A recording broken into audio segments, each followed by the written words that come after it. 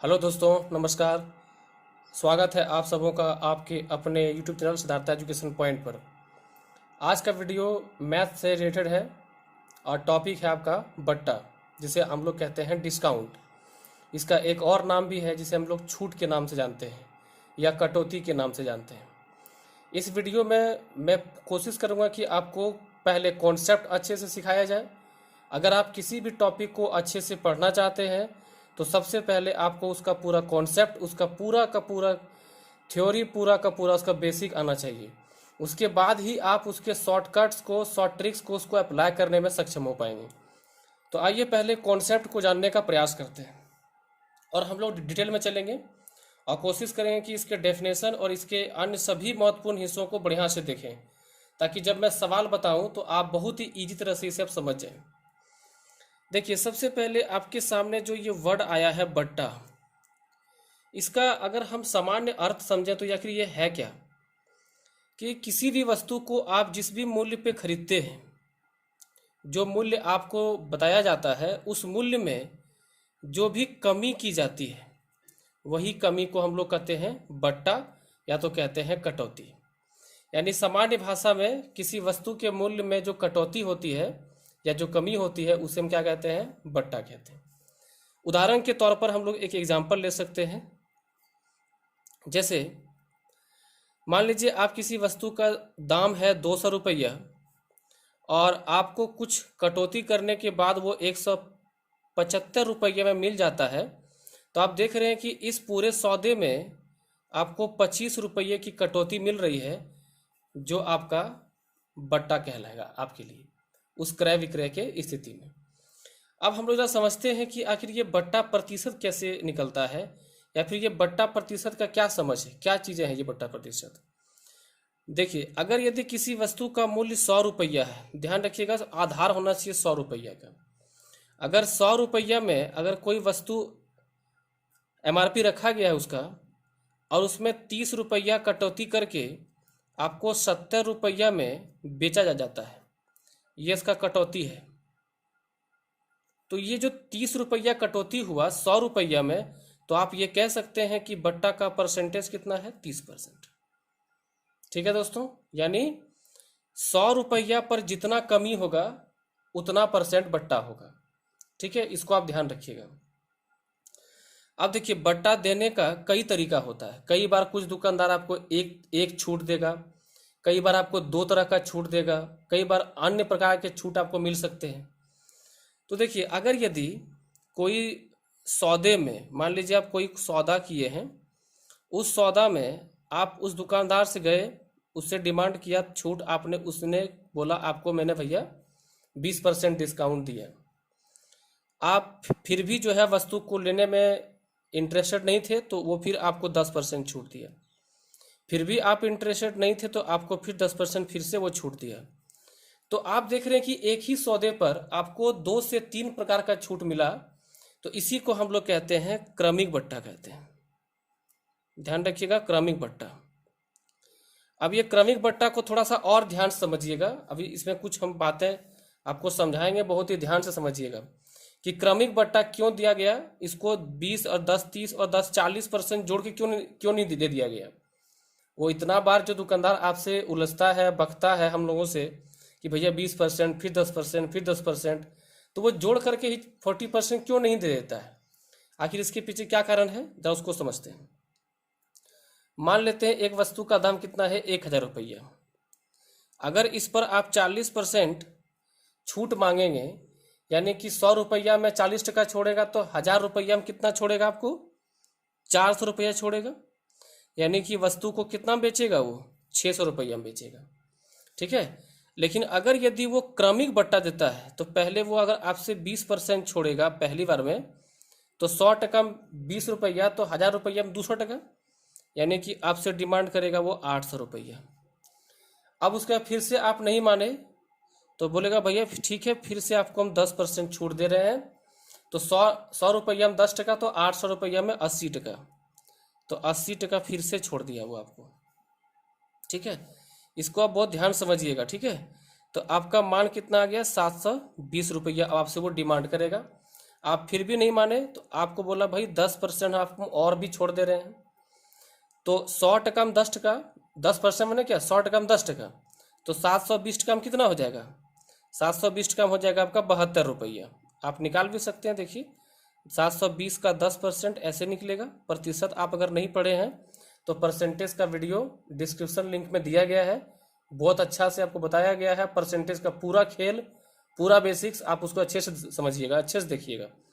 72 रुपया हुआ। आप 720 में 72 घटाइए, यहाँ हो जाएगा आपका 8 और यहाँ हो जाएगा आपका 11 में 7 गया 4 और यहाँ हो जाएगा आपका 6।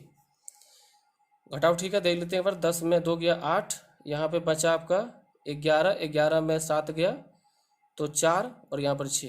अब देखिए ये 600 में बेच रहा था और यहाँ पे ये 648 में बेच रहा है, यानी इसको 48 रुपया का घाटा लगेगा अगर वो डायरेक्ट 40% में बेचता।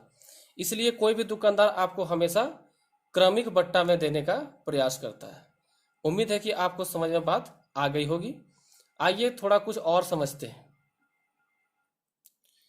देखिए अब बात आती है कि भाई क्रमिक बट्टा अगर दिया जाए तो आपसे एग्जाम में एक क्वेश्चन पूछेगा जिसका नाम है समतुल्य बट्टा। समतुल्य बट्टा से जितने भी आपके एग्जाम में, चाहे वो टेट हो, एसएससी हो, रेलवे हो, सीडीएस है, सब में एग्जाम पूछता है, चाहे वो सीजीएल सीपीओ कुछ भी हो, सब में एक समतुल्य बट्टा क्वेश्चन आपको देखने मिलेगा। तो समतुल्य बट्टा को समझने से पहले, इसको जानने से पहले थोड़ा सा क्रमिक बट्टा को आप समझ चुके हैं, फिर से थोड़ा सा यहाँ आते हैं। आप देख रहे हैं कि कुल बट्टा कितना, अगर हम जोड़ेंगे कितना हो जाएगा 40।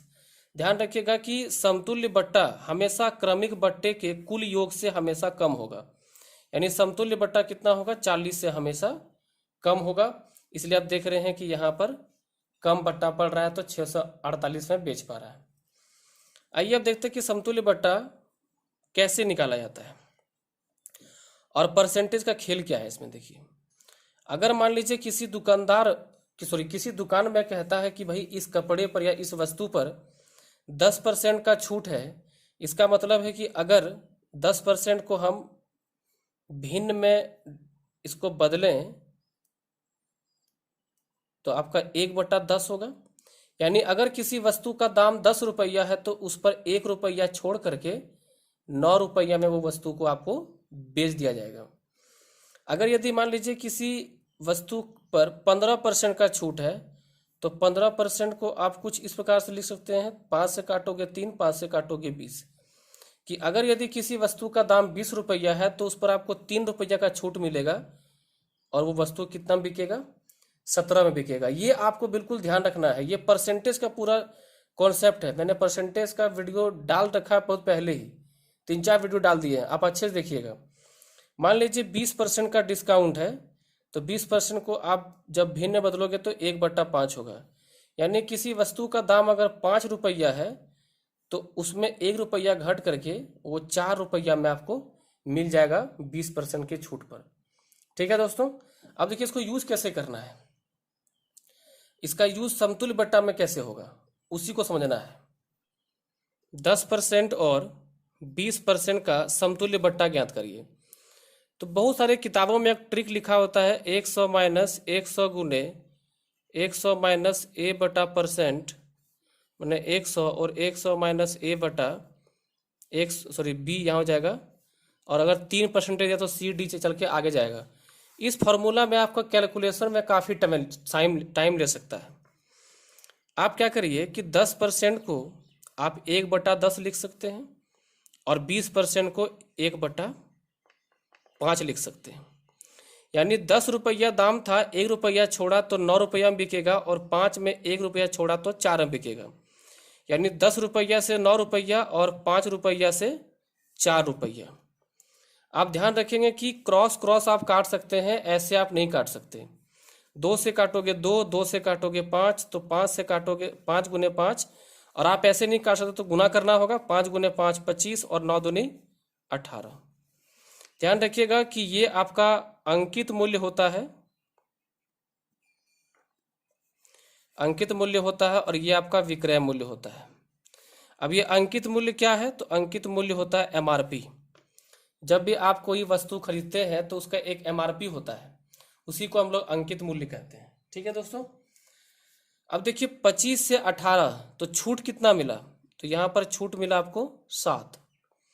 अगर हम इसको परसेंटेज में निकालना चाहें तो 60 बटा यहाँ कितना होगा 25 और गुने 100।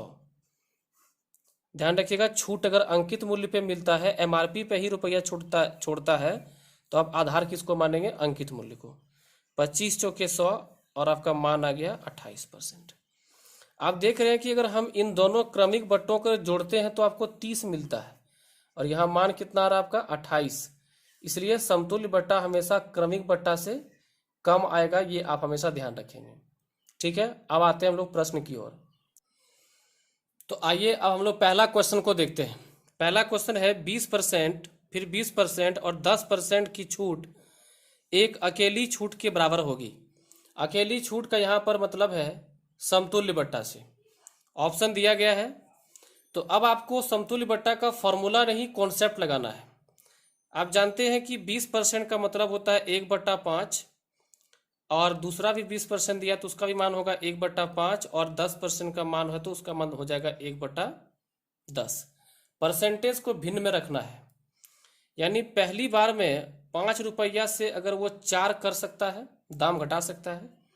दूसरी बार भी वो 5 में कितना घटाएगा, 1 घटा के 4 कर देगा।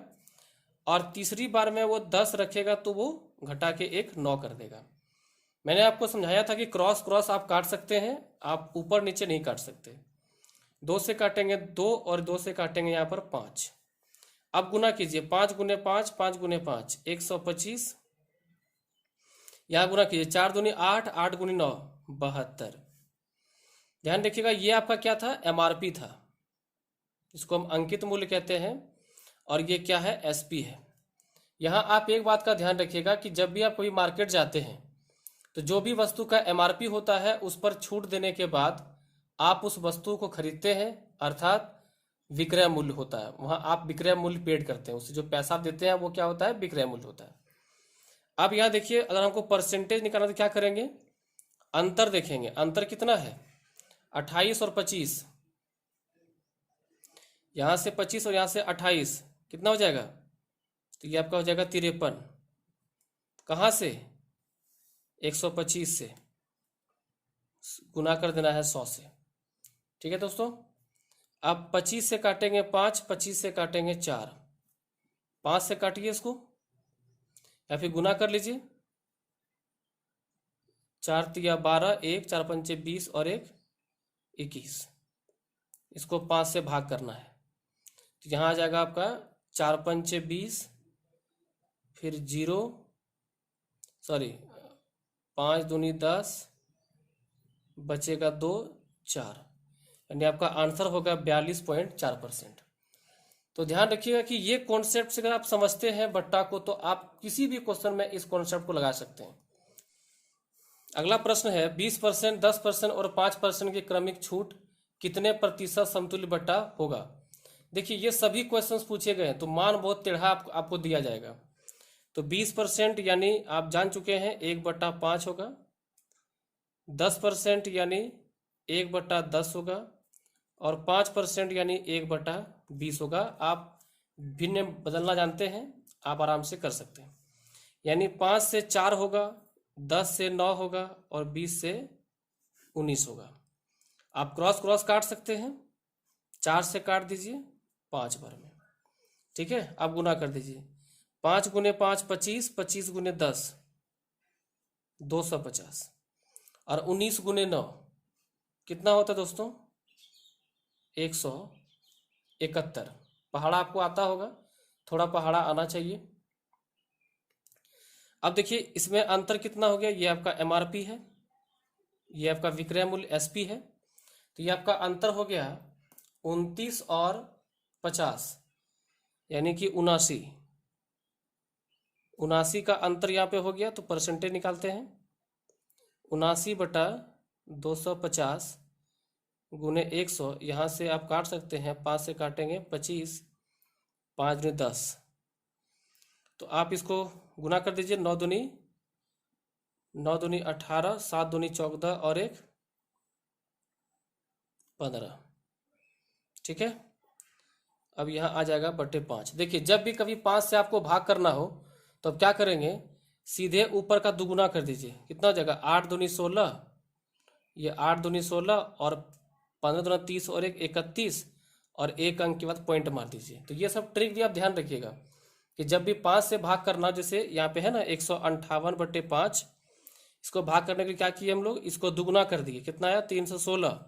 यहाँ 5 है 1, तो यहाँ पर 1 अंक के बाद पॉइंट लगा दिए, आपका आंसर आ गया 31.6।